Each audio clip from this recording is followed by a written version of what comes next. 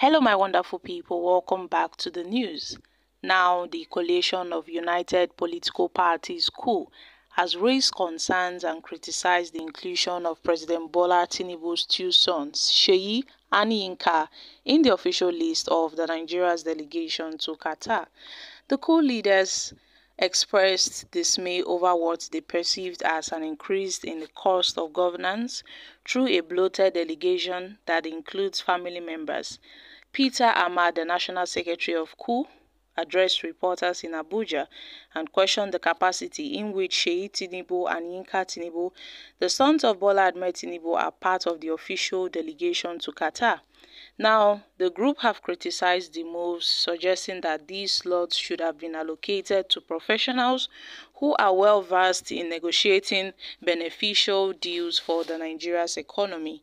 Hamas accused Tinubu of contradicting his claims of being serious about reducing the cost of governance while allegedly increasing it through a delegation that includes his family members, lacking the experience in the international affairs and bilateral trade organizations.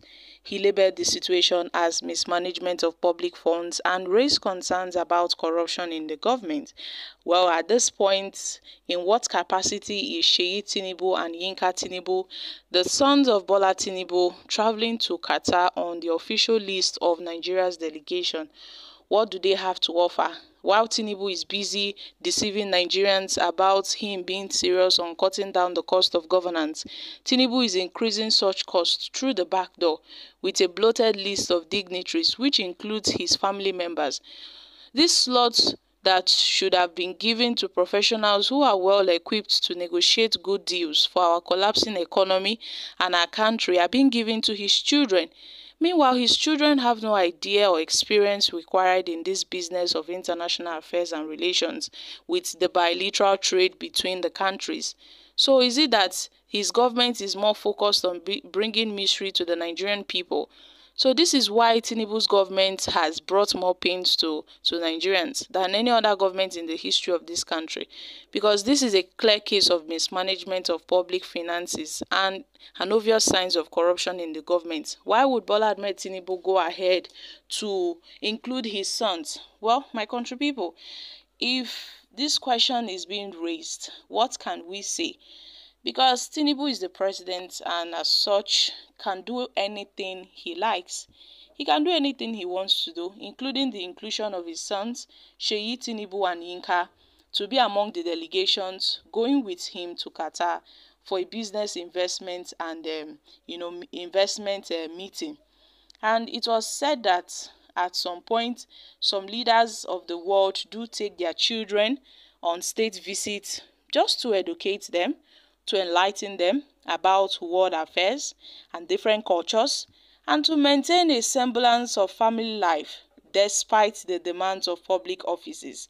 Because there've been so many talks on social media concerning the president's son Seyi Tinubu and his brother Yinka, who were among the delegation to travel with the president on a visit to Qatar.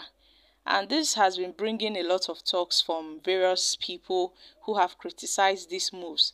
That why would Tinubu include his president? I beg your pardon. That why would Tinubu include his sons, to be among this trip of delegations? And this trip comes amid a nationwide protest against hunger, against hardship, the high cost of living, amongst others in the country.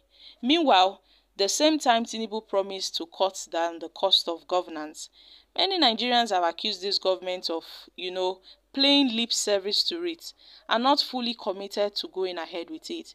It seems that it is just an audio promise and Tinubu is yet to implement on those promises. Tinubu will come out and say, oh, his government wants to cut down the cost of governance, yet they are doing quite the opposite through the back door. And it was learnt that Seyi and his brother have accompanied President Bola Ahmed Tinubu on almost every foreign trips. So how is this the cutting down of the cost of governance when the children of the president, would follow the president to these trips. Well, the presidency, in its recent defense to this, this very issue, they defended Tinubu's decision of including his sons to be among the delegation in Qatar. They said they wanted, Sheikh Tinubu and his brother to learn more, to educate them about the world affairs, and for them to be more enlightened. That was their excuse. I mean, that was the defense they put up, for the children of the president. And guys, this is just it.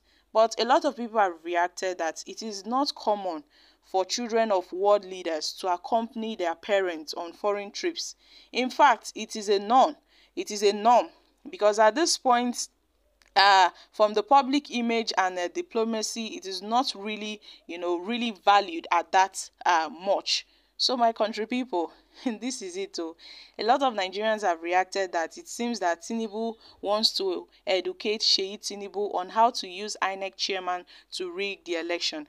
But at some point, others have seen this in their own view, that there is nothing absolutely wrong with Tinubu including his sons, since they are quite responsible, since they are quite coordinating. I mean, his sons are men, they are not kids, so they can as well go with their father to learn more about the country's affairs and how they can, gain more knowledge on this. So my country people, what are your thoughts on this? Do you really think, Tinubu's words on cutting the cost of governance, should fall in line with him bringing his two sons over to him, with him as to be part of the delegations to be sent to Qatar? Because before this Qatar's, proposed business and investment trip between the president and the Qatar's government, Tinubu had before now talked about reducing the cost of governance, where he had to cut down the list of delegations that would go with him on foreign trips.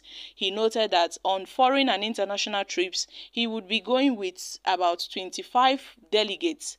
25 delegates would accompany him to any foreign trips, while on local trips it was cut down to 20. Meanwhile, the first lady was cut down to 15, was cut down to 20, I think either 15 or so. Then the vice president was cut down to 20. But on this very delegation list of people that would accompany the president to Qatar, I think they are up to 35 in number, including President Bola Ahmed Tinubu's two sons. So guys, what are your thoughts on this? I'm dropping here. Kindly share your thoughts on this in the comment section. Thank you.